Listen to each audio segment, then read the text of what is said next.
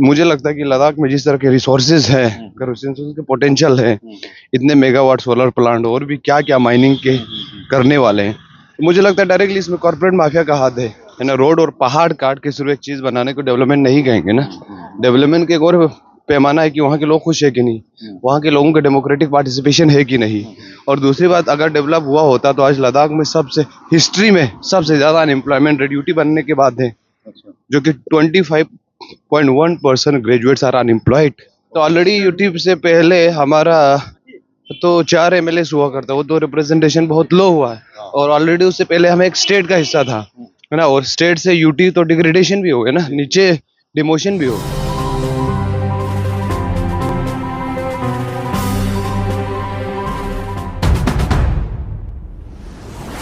यात्रा को, पद यात्रा को लद्दाख के एपेक्स बॉडी ने कॉल दिया है। और एपेक्स बॉडी न सिर्फ आज ये यात्रा कर रहे हैं, प्रोटेस्ट कर रहे हैं, बल्कि पिछले 5 सालों से लगातार इस मूवमेंट को बढ़ा रहे आगे, चाहे वो डिस्कशंस के फॉर्म में हो, चाहे वो प्रोटेस्ट के फॉर्म में। ये पद यात्रा उस पूरे मूवमेंट का एक हिस्सा है ना। और इस पद यात्रा में बुनियादी चीजें, हम जो एपेक्स बॉडी की 4 पॉइंट एजेंडा जो हम कहते हैं, उसमें से 2 बहुत ही इंपॉर्टेंट कोर एजेंडा है, जिसमें से लद्दाख के लिए स्टेटहुड और लद्दाख को 6 शेड्यूल में इंक्लूड करना। तो इन मांगों के साथ हम लोग लद्दाख से चले हैं 1 सितंबर को। तो आज लगभग 25, 26, 27 दिन हो गए हैं। और दिल्ली जाके हम यही सरकार के सामने स्ट्रांगली रखना चाहते हैं कि लद्दाख के लिए संरक्षण कितना जरूरी है। दिल्ली सुनेगा लगता है आपको? देखिए, सुने ना सुने वो एक अलग बात है, लेकिन एफर्ट हमारी तरफ से कमी नहीं होना चाहिए। तो हम तो रिजल्ट तो हमें नहीं पता क्या सुनेगा नहीं सुनेगा, वो हमारे हाथ में है भी नहीं। लेकिन हमारे हाथ में प्रोटेस्ट करना है पीसफुली डेमोक्रेटिक पव्यू के अंदर, और हमारे हाथ में जितना हो सके मेहनत करके इन 2 जो एजेंडास है, जो 4 पॉइंट एजेंडा है, जिसमें से 2 6 शेड्यूल और स्टेटहुड को स्ट्रांगली रखना है। जब तक ये पूरा नहीं होता तब तक हम लगातार ये प्रोटेस्ट चलता रहेगा, फिर चलता रहेगा, जब तक लद्दाख की मांगे जो 6 शेड्यूल और स्टेटहुड और बाकी 2 और मुद्दे हैं वो फुलफिल नहीं होता, तब तक तो ये मूवमेंट चलता रहेगा, अलग अलग तरीके से चलते रहेंगे। अभी आपका यूटी बना है, उसके बाद में अभी वहाँ इलेक्शंस जम्मू कश्मीर में हो गए हैं, लेकिन आप लोगों के पास एमएलएज की सीटें भी अभी नहीं रही हैं। तो मतलब वहाँ गवर्नमेंट अगर चुनाव नहीं करवाएगी तो आप लोग ताकत बन के कैसे अपनी चीज़ों को ले पाएंगे? एक तो ये कि यही तो हमारा मुद्दा है कि लद्दाख में डेमोक्रेसी बहाल कराओ, लोकतंत्र बहाल करो। हमने एक ऐसी यूटी दिया जिसमें कोई लेजिस्लेटिव पावर ही नहीं है ना, कोई असेंबली ही नहीं। तो ऑलरेडी यूटी से पहले हमारा तो 4 एमएलए हुआ करता, वो तो रिप्रेजेंटेशन बहुत लो हुआ है। और ऑलरेडी उससे पहले हम एक स्टेट का हिस्सा था, है ना। और स्टेट से यूटी तो डिग्रेडेशन भी हो गया ना, नीचे डिमोशन भी हो गया। अब आप स्टेट से यूटी हो गए हैं, तो उसके आपके डेवलपमेंट पे फर्क पड़ रहा है या कम हो रहा है, अभी ज्यादा हो रहा है? डेवलपमेंट नहीं हो रहा ना। डेवलपमेंट तब होगा जब लोकल लोगों की भागीदारी होगी। और डेवलपमेंट की अलग अलग परिभाषा है ना। रोड और पहाड़ काट के सिर्फ एक चीज बनाने को डेवलपमेंट नहीं कहेंगे ना। डेवलपमेंट के एक और पैमाना है कि वहाँ के लोग खुश है कि नहीं, वहाँ के लोगों का डेमोक्रेटिक पार्टिसिपेशन है कि नहीं।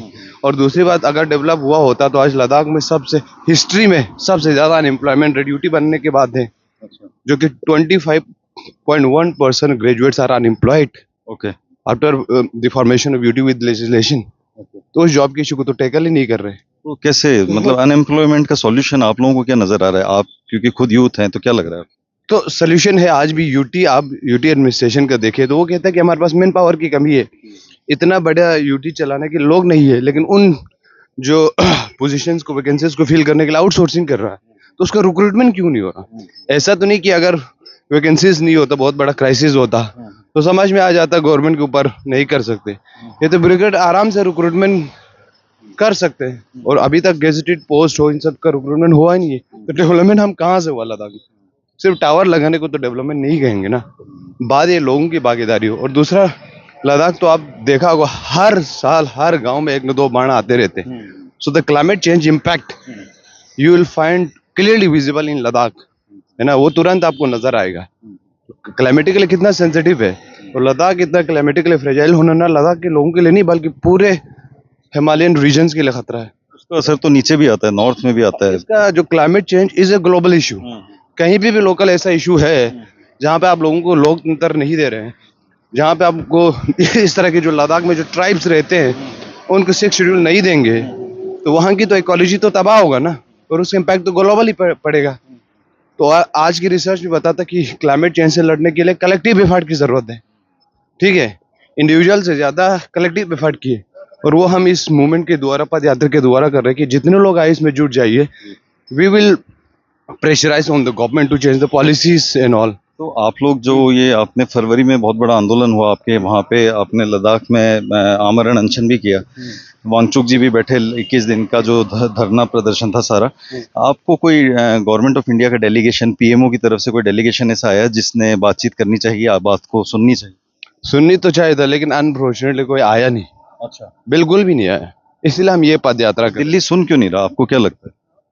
पता नहीं, मुझे जो लगता है तो, क्योंकि अगर हम थोड़ा बैकग्राउंड में जब देखता हूँ, तो जब अर्जुन मुंडा साहब थे तब तो हमें इनफैक्ट ट्राइबल मिनिस्ट्री ने तो रिकमेंडेशन भी दिया था 6 शेड्यूल में इंक्लूड। ये 2019 में दिया था मेरे ख्याल से। 2019 में, उसके बाद पता नहीं अलग से चीजें बदलने लगा है ना, और ऐसी चीजें होने लगे जो पॉलिटिकली बहुत इधर उधर हो रहा है, समझी बात।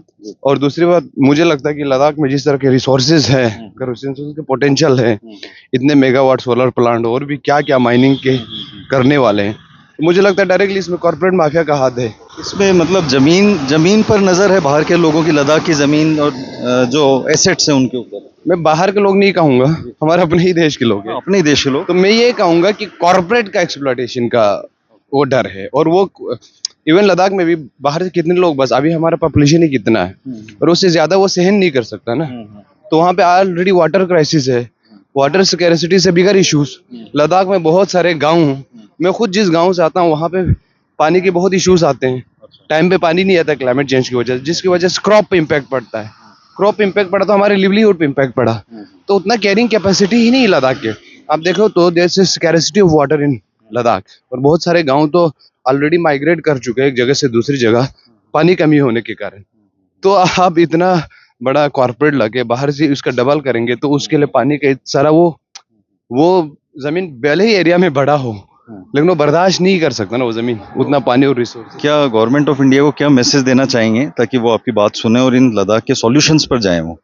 तो मैं यही कहूंगा, जो मांगे हैं हमारा 6 शेड्यूल का, वो कोई संविधान से बाहर नहीं है।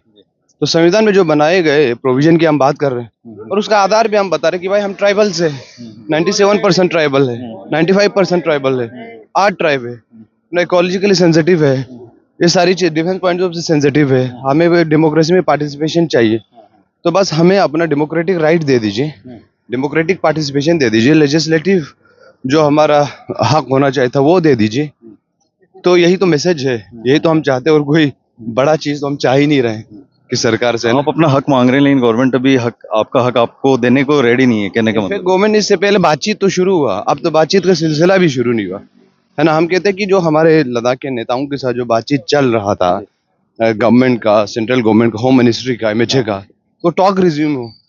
इस पे टॉक भी ना होना, इतना इग्नोर करना तो बहुत दुख की बात है ना। क्या होगा फिर सॉल्यूशन जब दिल्ली सुन नहीं रहा और आप लोग इतने एफर्ट्स कर रहे हैं? हजारों लोग वहाँ, आपकी लद्दाख की आबादी का 30% लोग तो वहाँ पर इकट्ठा हुए थे जब आपने फरवरी मार्च में जो सारा किया था, प्रदर्शन किया था। तो अभी सुनेगा नहीं तो कौन सुनेगा? इस देश में आपको लगता है कौन सुनेगा आपकी बात? मुझे लगता है ना, इस देश में सबसे ज्यादा जो पावर है वो जनता है। अगर जनता सुने समझे ना, तो कुछ भी मुमकिन हो सकता है, ठीक है ना।